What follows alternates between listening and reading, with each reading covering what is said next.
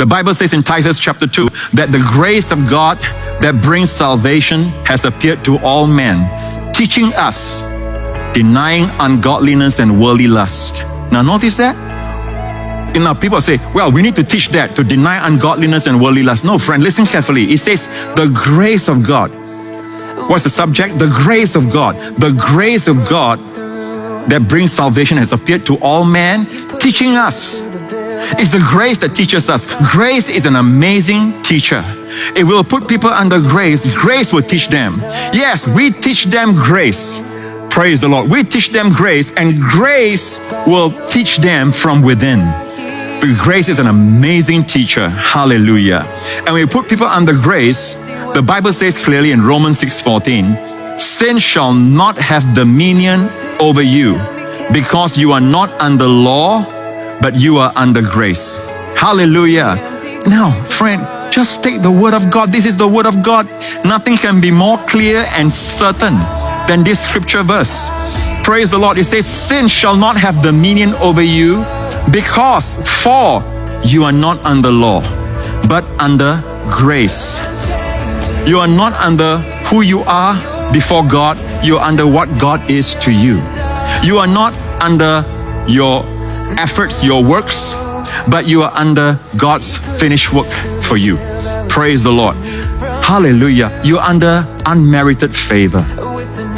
And it seems like people try to divide holiness from grace. I have a message I preached in the 90s called Where is Holiness in Grace? And because I saw even back then, people are confused about why is that so? Yet the results of being under grace is actually holiness. So the thing is this, we talk about holiness, it's not the talk, it is the effect. Is the result holy? Is the result holy? Scripture begins with not man, from man's perspective, from earth perspective upwards to God, from God's perspective to man. What God has made us, God has made the finishing post our starting post. In a race, you start from the starting post and then you go to the finishing post. But actually, in Christ, what Christ has done at in his death, burial, and resurrection, he's actually brought us all straight away. Even the weakest babe in Christ is brought straight away to the finishing post. The finishing post is now our starting post. It says you are complete in Christ. You are complete in Christ. Now walk out that completion. You are seated in heavenly places in Christ. Now walk out that position of rest. We think that now that we are righteous in Christ, well, by grace through faith, you have been saved. That is your ABC. That's your starting position. But you need to progress through holiness. And we think of holiness as the university, whereas grace and righteousness by faith is actually kindergarten. Friend, the Bible doesn't say that. The Bible actually tells us, as long as we live on this side of heaven, while we wait for the coming of our Lord Jesus Christ, we will always be pursuing after righteousness. Pursuing after righteousness is how we flee youthful lust. And righteousness in the New Testament is always a gift. Righteousness is always a gift. Yes, I believe in progressive holiness, progressive sanctification, but righteousness is complete. Once you are born again, you are born righteous.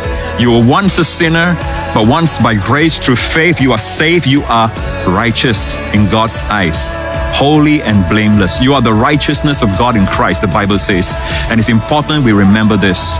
And when we hear voices that tell us otherwise, that take the assurance away from us, that tell us that we're not complete in Christ, we need to pursue that there is a goal out there, a finishing post. And that goal is for us to come to know God, or to come to maturity in the place of friend. Maturity is to realize, continue to realize, we start from God's position, God's viewpoint. God sees us complete in Christ, seated in Christ in heavenly places. From there, we proceed to the earth. Amen. We proceed like from heaven's perspective. We walk out our completeness. Amen. We walk out our position of rest in the way we love our wives, in the way we submit to our husbands, in the way we obey our parents in the Lord. But first of all, we need to know our position in Christ. With an alien in your hands, your love is broken through